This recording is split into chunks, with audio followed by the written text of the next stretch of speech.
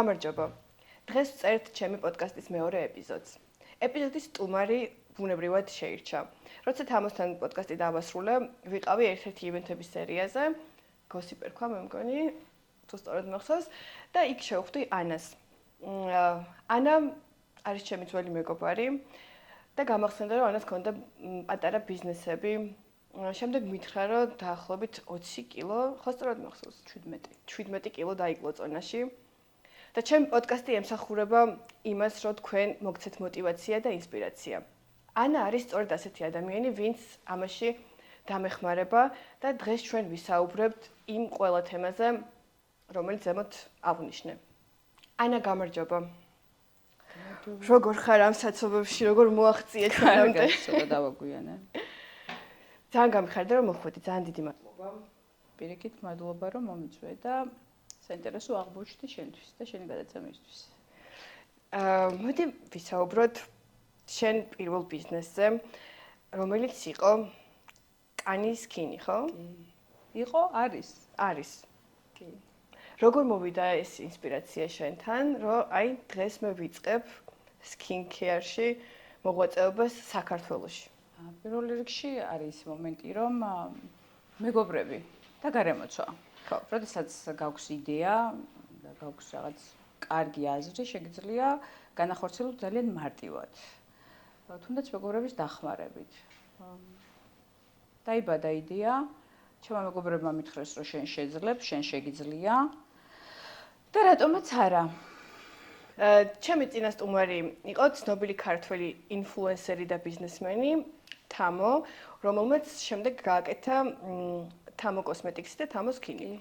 შენ არ იყავი ცნობილი სახე? არც ახლა არ ვარ. ხო, არც ახლა არ ხარ და ალბათ ჩვენ გვიყურებს ბევრი ადამიანი, ვინც არ არის ცნობილი სახე და უნდა რომ დაიწყოს ბიზნესი.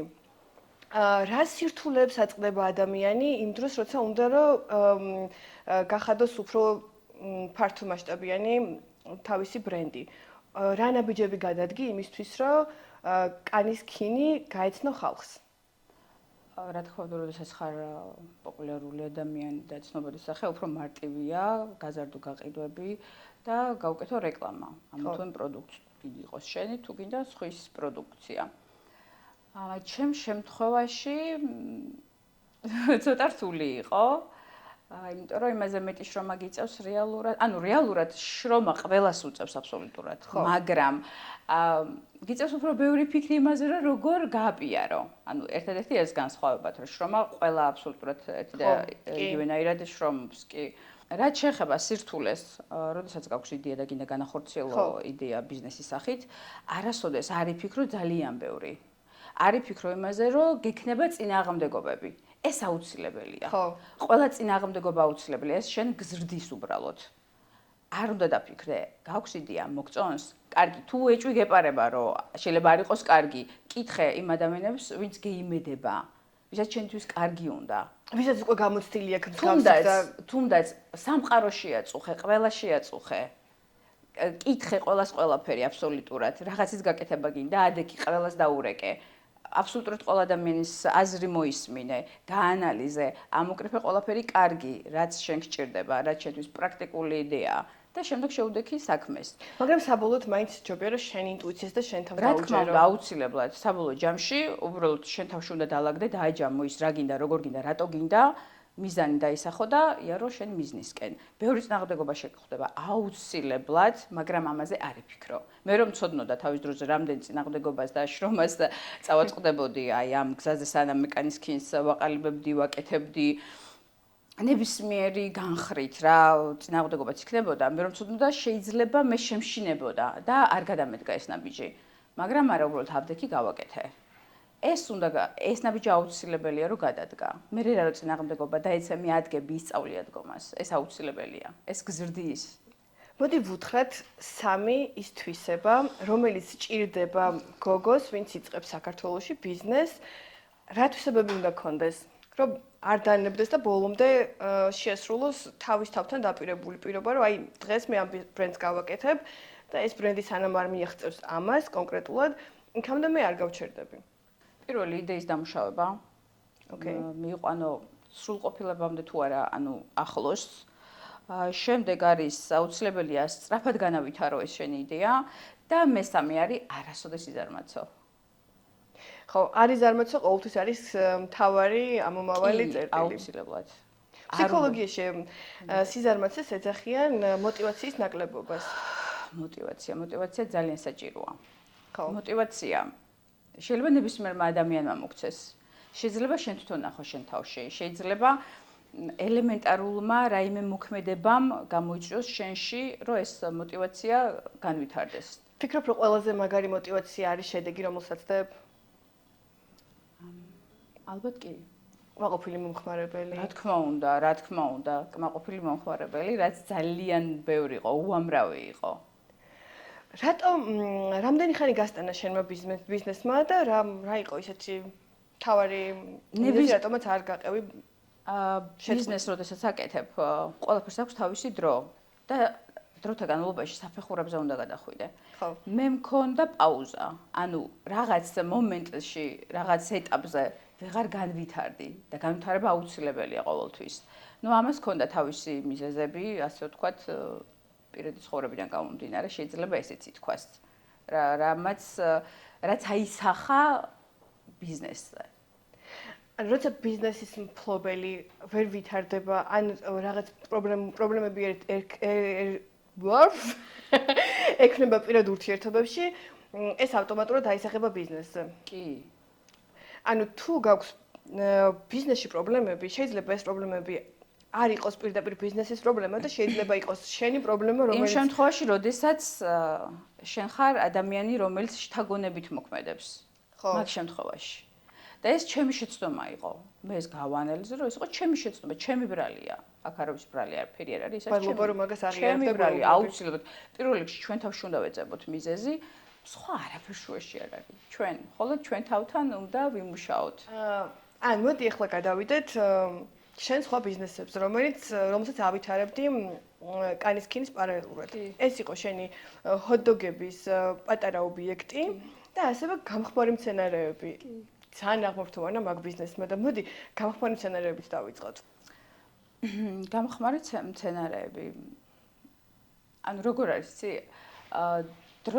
დროთა განმავლობაში რაღაცები შემოდის მოდაში. დროთა განმავლობაში რაღაცები გადადის მოდიდან. ლავირების უნარი უნდა გაგაჩნდეს ადამიანს. ლავირება არის ძალიან კარგი რამ.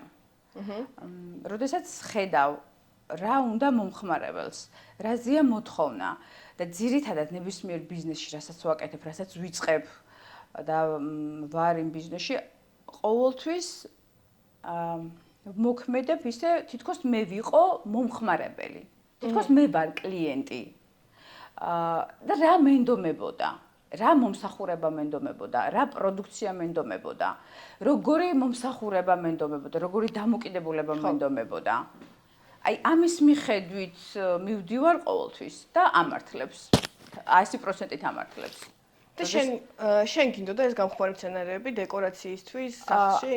არა, უბრალოდ იმ მომენტში, იმ პერიოდში იყო მოდაში ძალიან, ასე ვთქვათ, იყო მოთხოვნადი, იყო პანდემიის პერიოდი, სახლში ვიჯექი არაფერს არ ვაკეთებდი და მეთქი რატომაც არა. ნებისმიერი რამეს გაყიდი. 0 ლარიდან დაწყებული ბიზნესი. აბსოლუტურად. ანა მიდის სად მიდიხარ? მივდივარ ბუნებაში, სადაც არის ეს მცენარე, უბრალოდ კრიფავ, ლამაზად ფუთავ, ნებისმიერ სოციალურ ქსელს ქმნი, ლამაზ ვიდეოებს უღებ და უბრალოდ აპიარებ. ანუ შენ თუ კიდე გონია რომ გჭირდება ინვესტორი და დიდი თანხა იმისთვის რომ დაიწყო ბიზნესი? კარგი მაგალითია რა იმისთვის. გააჩნია რა მიზანი გაქვს, რისთვის გინდა და რატო გინდა. უბრალოდ იმ მომენტში ჩემთვის ერთ-ერთი გასართობი საშუალება იყო. რამე უნდა მეკეთებინა, მე არ შემიძლია ეს ჯდომა, რამე უნდა ვაკეთო აუცილებლად. ოკეი. და რამდენი ხანი გასტანა ამ ბიზნესმა? ნუ თითქმის კორონას პერიოდში. მე უბრალოდ შემდეგ შევეშვი, იმიტომ რომ ჩემთვის საინტერესო აღარ იყო. ოკეი, და მერე იყო ჰოთ-დოგები. მე იყო ჰოთ-დოგები კი. ჰოთ-დოგები, ანუ როგორ გამოდის ისი ჩემი ამბავი, რაღაც ვიწყებ რაღაცას, ვჩერდები, ვაპაუზებ. შეიძლება ეგეც კი ხდება, ყველაფერი ხდება აბსოლუტურად. ხო, იცი, ეს არის ძიების პროცესი და არ თქვი რომ ამაში რამე პრობლემაა. რაც შეეხება ჰოთ-დოგს ის ლოკაცია რაც მე ავარჩიე, რეალურად მე უკვე გათვლილი მქონდა კონკრეტულ სეგმენტზე, ვისაც უნდა შეეძინა, ვინც უნდა ყოფილიყო ჰოთ-დოგის მომხმარებელი, ასე რომ ვთქვათ, კლიენტი. და იმ მომენტში უბრალოდ სწორ ადგილას სწორ დროს არ აღმოჩნდი, თუმცა თავიდან გამოიწვია ინტერესი, გაყიდვებიც იყო, მაგრამ დროთა განმავლობაში აი სახა ის რომ რეალურად ის მოგება არ დატოვა, რაც მე მინდოდა და რაც მე მიღირდა. სხვა შემთხვევაში მუშაობდა, მე ვერ ვიტყვი რომ არ მუშაობდა, უბრალოდ მე მეტი მინდოდა და იმ ადგილი, იმ ლოკაციისთვის ეს მეტი იქ ვერ იქნებოდა. შესაბამისად მე ვთვლი რომ ეს ყველაფერი არის გამოცდილებების დაგროვება. დროებით დავხურე, დროებით. მე მაინც მგონია რომ ეს ყველაფერი არის გამოცდილების დაგროვება. ესენი არ არის არაფერი არ ვიცოდი. არაფერი არ ვიცოდი, თუნდაც ჰოთ-დოგის პური სად უნდა მეყიდა, სად უნდა შემეძინა კეჩუპი ან სხვა ინგრედიენტი რაც სჭირდება. არაფერი არ ვიცოდი. აბსოლუტურად. შეპესის დარეგისტრირება, პეიჯების გაკეთება. მიდიხარ, ინტერნეტი არსებობს. წერ და ნებისმიერი ინფორმაცია გაქვს. ურეკავ მეგობრებს საახლობლოს, გამორიცხულიაში, თუნდაც ჩვენ საახლობლოში არ იყოს ვინმე ადამიანი, ვინც რესტორანთან ახლოს შეიძლება მუშაობდეს, რაღაცას კვებასთან ახლოს არ იყოს ახლოს და არ იცოდეს რასად იყიდება. დაურეკე აბსოლუტურად ყველას. სოფლიო აწრიალე, ქვეყანა აწრიალე, მეგობრები, ნათესავები, აბსოლუტურად დარეკე და უბრალოდ იკითხე, არიცი, იკითხე. როცა არიცი, ეს არ არის სირცხული პირიქით. ეს უნდა აღიარო თუ რამე არიცი, ამაზე იმუშაო და უნდა შეიძინო ეს ცოდნა. არაფერი არ ვიცოდი აბსოლუტურად. ხვდებით რატომ არის დღეს ჩვენი სტუმარი? ან შემდეგ მოხდა ის რაც მოხდა შენ ცხოვრებაში. შენ გაჩერდი რაღაც ეტაპზე და დაიწყე წონის მატება. აი ეს ყველაფერი ერთმანეთთან რა კავშირში იყო? ყველაფერი არის კავშირში. და ის დეტალები რომ მოგვიყვე. კი, ძალიან კავშირშია ყველაფერი.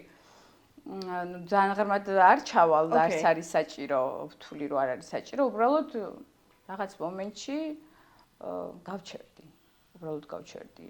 ეს არ იყო მარტივი ეს გაჩერება და ცოტა დიდხანს გამიგრძელდა ეს გაჩერება. რო ჩერდები, მე შეიძლება საკვებში იპოვო ის რაღაც პატარა ბედნიერება, რაც ქალს სჭირდება. მე მანდ ვიპოვე სამწუხაროდ.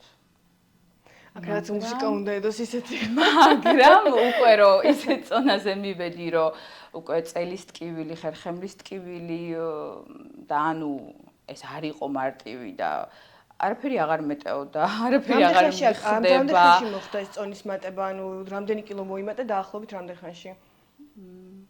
რა ვიცი, ახლა მაქვს რეალურად 20 კილო ვარ რეალურად. ვიყავი +20 კილო, 25 კილო, სადღაც, ჩემ წონა რაც მქონდა, მაგას +25 კილო, 20-25 კილო ესე თამაშობდი.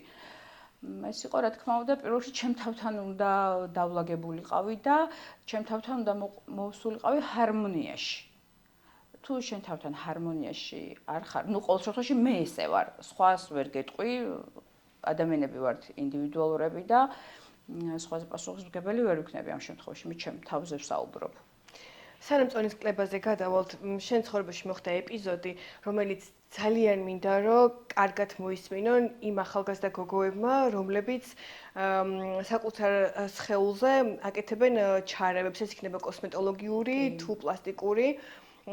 ანა, რა ფსიქოლოგიური ასპექტები იყო შენ ცხოვრებაში, რომელმაც გამოიწვია ეს ჩარევები და რა ჩარევები იყო, გითხარი ყველაფერი. მოკლედ იმის მაგივრად, რომ მე მომენდომებინა ის, რომ თუნდაც სწორი კვება დამეწყო, თუნდაც კლება დამეწყო, ვარჯიში დამეწყო. რატომღაც ჩემ თავთან, აი როგორ ვიყავ, იცი? რატომღაც გადავწყვიტე, რომ აი ტუჩებს თუ გავიდიდებდი, ასე ვთქვათ, მე რაღაცა იმ ჩემ ნაკლს, ჩემთვის ნაკლია. ჩემი წონა ჩემთვის ნაკლი იყო, იმიტომ რომ საშინლად არ მიხდებოდა. თუ ტუჩს გავიკეთებდი და გადავფარავდი ამ ჩემ ნაკლს, მე ესე მეგონა. და აი ამ ნაკლის გადაფარვაში დავიზიანე საკუთარი თავი. ვერ მოუვარე ნანემსარს, შეიჭრა ინფექცია, წავიდა დაჩირქება და მე მეგონა ეს უბრალოდ შესწიება, ეს იყო ალერგია მეგონა, ვსვავდი ალერგიის წამლებს და დაახლოებით თვენახევარში უკვე სრულიად გავსივდი და წავიდა სისხლის მოწამვლა. ვაუ. ღამის 2 საათზე, როდესაც სრულიად გავსვირდი და გავწითლდი და მაღალი სიცხეები მქონდა, ჩემდან უბრალოდ მომკიდა ხელი და წავედით კლინიკაში. ღამის 2 საათზე. ყბასაღის ქირურგმა რომ დამინახა, რა თქმა უნდა, გადაუდებელი ოპერაციაზე მომაწერინეს ხელი და გადაუდებელი ოპერაცია ჩამიტარდა. ხელი მოგეწერინეს, რომ შეიძლება და რამე საფრთხე შექმნოდა შენს სიცოცხლეს. ანუ მე თანახმოვანდა ყოფილიყავი გადაუდებელ ოპერაციაზე, იმიტომ რომ ეს მე საჭიროება და რო არა ჩემი და მაგრამ ეს შემდასრულად წავეყვანე, უბრალოდ დილით ნახავდნენ გარდაცვლილის ჩვეულებრივად, იმიტომ რომ ბოლო სტადია იყო სეფსისის. გამიჭრეს ორივე ტუჩი, ზედაქვედა 4 დღის განმავლობაში მქონდა დრენაჟები, გადასხმები, ანტიბიოტიკები, მოკლედ ძალიან ბევრი წამლები. შემდეგ სხეულზე გადავიდა ეს სეფსისი. ეს იყო უბრალოდ სიგნალი, ანუ ორგანიზმი გვატყობინებდა, რომ იყო ცუდად, იწამლებოდა სისხლი. 2 კვირის განმავლობაში ვერ დავდიოდი, საერთოდ ვერ დავდიოდი. შეუძლებელი იყო სიარული, იმიტომ რომ ანუ ფეხები არ მემორჩილებოდა, ანუ ვერ დავდიოდი. ეს იყო ძალიან მძიმე, დაემატა ეს ყველაფერი და ეს არის მიზეზი, ესეთი დაუდევრობა იმისა, რომ საკუთარ თავში უნდა ჯერ ვიპოვოთ. აი, დაველაპარაკოთ ჩვენ თავს. რა გვინდა, რა გვჭირდება რეალურად. ეგ ამბავი იყო გადამწყვეტი იმის მერე, რაც შენ გადაწყვიტე, რომ წონაში უნდა დავიკლო, დროა? მაგის მერე კიდე ცოტა ხანი კიდე ვიყავი გაჩერებული, ალბათ უფრო ფიქრობდი, რატო ხდებოდა ეს ყველაფერი რა. ანუ სიკვდილს გადავურჩ ჩვეულებრივად რა, ღმერთს ან უყვარვარ, მაგრამ მართლა მაგას ძალიან გურძნობ. და მერე დადგა უკვე ის მომენტი, რომ მივხვდი, რომ ესე არა. არა, ესე არა. ესე გაგრძელება უკვე არ შეიძლება. გამორიცხულია. იმიტომ რომ ჩვენ ერთხელ ცხოვრობთ. ერთხელ ვართ ახალგაზრდები, ერთხელ ვართ ლამაზები. ერთხელ ცხოვრობთ და უნდა ვიცხოვროთ. ყველაფრით აბსოლუტურად. და იცი არის ზოგადად ბედნიერებაც არის ინდივიდუალური. გაჩნია ვის რა ბედნიერებს. მე მაგალითად მაბედნიერებს წონის კლება. ტანსაცმელში კომფორტულად, როდესაც გრძნობ თავს. აი, გადაწყვიტე, რომ ანა მორჩა, დღეიდან ჩვენ ვიწყებთ ცვლილებებს. კი, აუცილებლად. რა იყო პირველი ნაბიჯები რა გადადგი? დღესვე. ხვალ არა. როგორ დაიწყე? ანუ შენი კვების რაციონი დაწერე, თქვი რომ აი ამ 1 კვირის განმავლობაში მივირთვე მხოლოდ ამას. თუ ეს იყო სპორტი, თუ ანუ აი გადაწყვიტა გოგონა დაიწყოს. უბრალოდ შევწყვიტე ცომეული, შაქარი, ოკეი. გაძიანი და ნუ არ ვიცი რამდენად მისაღები იქნება ადამიანებისთვის ჩვენი მსმენელისთვის, მაგრამ მე გავუკეთე ანუ შიმშილით დავიკელი, ასე რომ თქვა. ხო. 24 საათში ერთხელ კვება. იქამდე სანამ იმ წონას არ დავაგდებდი, რაც ძალიან მაწუხებდა. ანუ უბრალოდ არ შემეძლო. ანუ მე თვითონ აღარ მინდოდა, ვერ ვჭამდი. სრული აგრესია დამემართა საკვებზე. ანა, რამდენ ხანში დაიკელი 17 კილო? 2 თვეში. 2 თვეში 17 კილო. ბავშვებო, ეს არ არის სწორი კლება. ხო, ანუ არ ვიცი, ვერ გეტყვი. ჩემ შემთხვევაში ესე მოხდა, იმიტომ რომ პროტესტი გამიჩნდა საკვების მიმართ. ეხლა რო უყურებ შოკოლადებს, რო უყურებ გიშდებოდი შოკოლადებზე, ტკბილეულზე. ანუ, როდესაც უყურებ მსგავს პროდუქციას, რაც რეალურად ყველას ასუქებს და არ არის ჯანსაღი. ხო.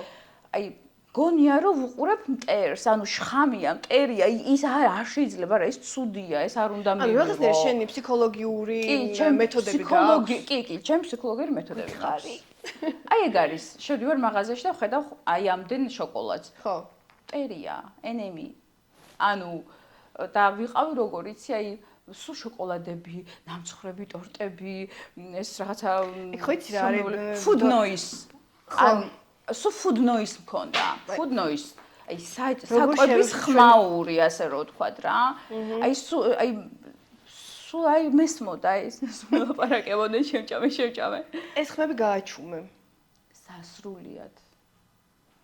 როგორ მიხარია და როგორ ინსპირაციულია ეგ ყველაფერი, იმიტომ რომ მეც მოვიმატე ახლა 8 კილო და ამაზე ვიკვებები მხოლოდ იმიტომ, რომ საჭიროა. ანა, შენ როცა შენ შედეგს მიაღწიე, გამოგიჩნდნენ ადამიანები, ვისაც შენი დახმარება მოუნდათ და შენს როგორც კეთილმა რა ანგელოზმა თქმა უნდა, გავზიარეთ ჩემს მეგობრებს, აი ესე ავდექი, მიუხედავად ის რომ მწხვენოდა, მართლა მწხვენოდა, აი ალბათ ერთ 3 დღეები ვფიქრე Facebook-ზე გამეკეთებინა თუ დამიდო თუ რა ფოტოები და გამეკეთებინა პოსტი. აი იმ პრობლემებზე, რა პრობლემებით მე გადავლახე პირადად. ნუ სცლად არ ყოფილა, მოკლედ დავწერე. თუმცა ძალიან ბევრი ადამიანისთვის ეს იყო ძალიან დიდი სტიმული. დღესდღეობით უკვე Facebook-ზე მაქვს ჯგუფი შექმნილი, სადაც ჩემი გოგოები არიან გაწევრიანებული, ვისაც უნდა წონის კლება. რა თქმა უნდა, მე შიმშილს არავის არ ურჩევდა, ნუ მათ თავიანთი კვება მე ვიცი რაც უნდა მიიღონ. ნებისმიერ დროს, როდესაც გვაქვს აი ესეთი მომენტი, როდესაც აი გინდა რომ დანებდე. მენტალური ბრძოლები, ხო? კი, მენტალური ბრძოლის დროს აუცილებლად მირეკავენ ჩემი გოგოები და ერთად გავდივართ იმ საკითხს, რა პრობლემა აქვს, რას ფიქრობს, რაზე ფიქრობს, რატო უნდა რომ შეჭამოს ის რაღაც, ცუდი რაღაც. იქნებ სხვა რაღაც აწუხებს და ამ სხვა რაღაცას ნებისმიერ თემაზე ვსაუბრობთ, ნებისმიერ ერთად ვაგვარებთ აი ამ პრობლემას.